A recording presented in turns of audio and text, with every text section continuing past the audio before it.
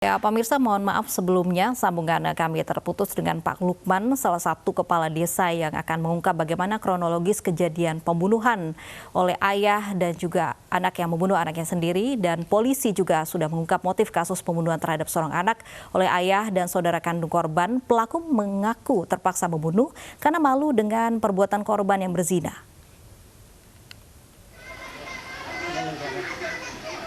Korban diketahui berhubungan intim dengan sepupunya sendiri.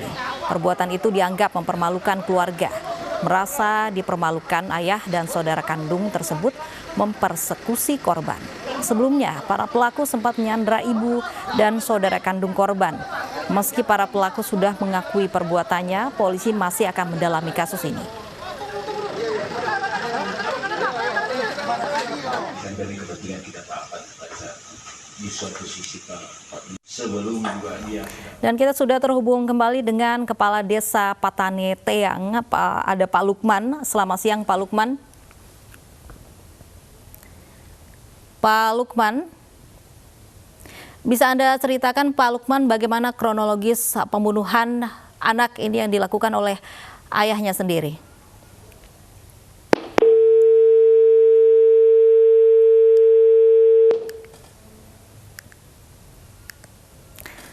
Baik, sayang sekali sambungan kita terputus kembali, dan mohon maaf pemirsa atas kesalahan teknis yang terjadi. Kita beralih ke informasi lain. Dampak wabah corona, masyarakat mendapat beragam bantuan seperti BLT atau bantuan langsung tunai baik dari pemerintah pusat dan daerah. Namun di kota Wamena, Kabupaten Jaya Wijaya, Papua, bantuan untuk masyarakat dikumpulkan secara swadaya.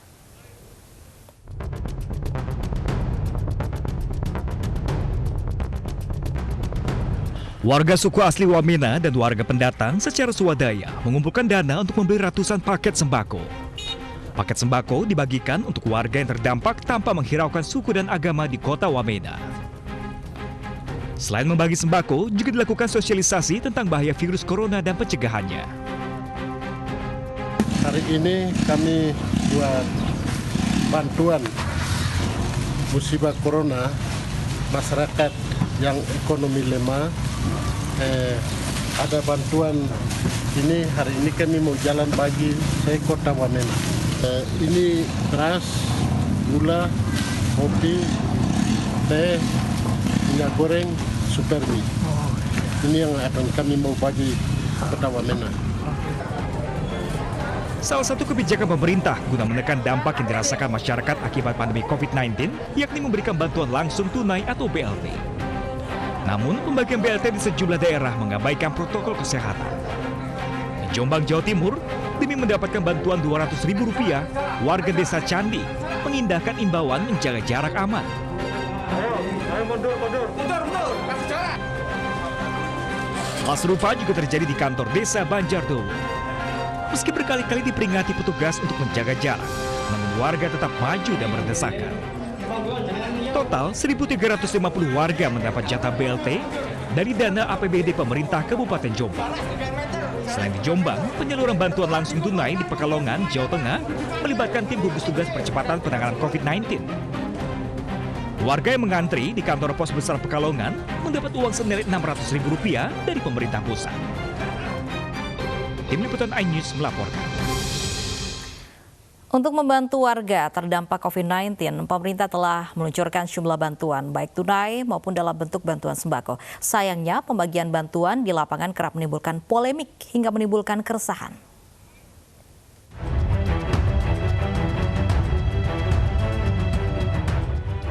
Bantuan sosial program Keluarga Harapan atau PKH Desa Kepek, Kecamatan Wonosari, Kabupaten Gunung Kidul disinyalir salah sasaran.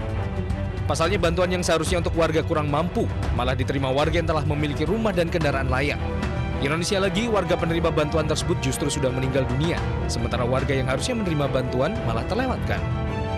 Jatah beras almarhumah Simbok belum saya ambil sampai bulan ini.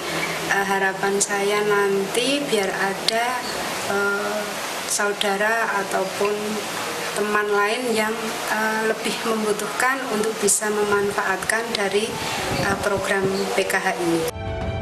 Sementara bantuan sosial bagi warga terdampak pandemi COVID-19 di Batubara, Sumatera Utara tidak sesuai dengan nominal harga sembako yang diterima.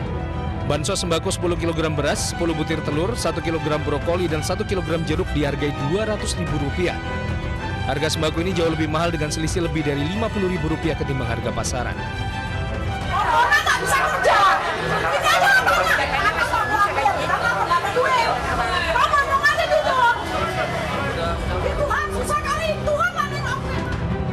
Bukan hanya salah sasaran, kericuhan saat pembagian bantuan sosial bagi warga terdampak COVID-19 juga tak jarang terjadi. Morat-marit data penerima bantuan menjadi masalah yang tak kunjung tuntas di tengah pandemi corona. Padahal dalam membantu warga yang terdampak corona, pemerintah telah meluncurkan sejumlah program. Mulai dari program Keluarga Harapan atau PKH yang didistribusikan bagi 10 juta keluarga terdampak di seluruh Indonesia. Program bantuan ini diberikan setiap bulan hingga akhir tahun 2020. Selain itu, pemerintah juga meluncurkan program sembako bagi 20 juta keluarga yang tidak menerima program PKH. Besaran bantuan senilai Rp200.000 setiap bulannya.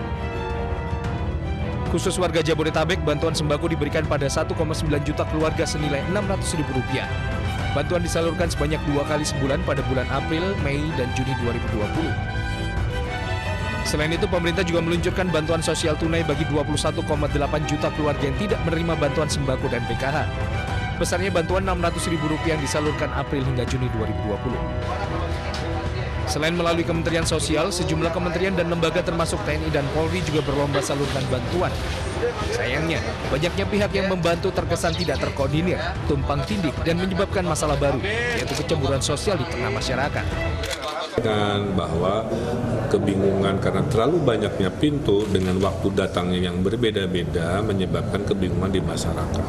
Maka salah satu poin terpentingnya adalah saya meminta kalau bisa 9 pintu bantuan ini 1 pintu 1 waktu. Minimal kalau nggak bisa 1 pintu minimal 1 waktunya, sehingga pada saat barang berdatangan ke satu RT itu pintunya berbeda tapi waktunya bersama sehingga tidak terjadi pertanyaan dan hal-hal yang kurang bagus. Pemerintah baik pusat maupun daerah kini dituntut lebih cermat. Bukan lagi banyaknya jenis bantuan yang paling penting bagi warga, namun bantuan yang tepat sasaran yang sangat dinantikan masyarakat untuk bisa bertahan di tengah pandemi yang entah kapan akan berakhir. Tim Liputan News melaporkan. Kesal dengan masih banyaknya warga yang abai terhadap protokol kesehatan untuk memutus rantai penularan virus corona, sekelompok ibu-ibu di Mamasa, Sulawesi Barat turun ke jalan.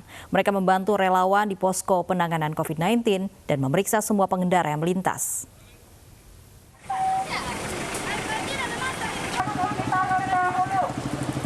Beginilah aksi yang dilakukan para ibu di pintu masuk perbatasan kota, tepatnya di Desa Buntu Buda, Mamasa, Sulawesi Barat.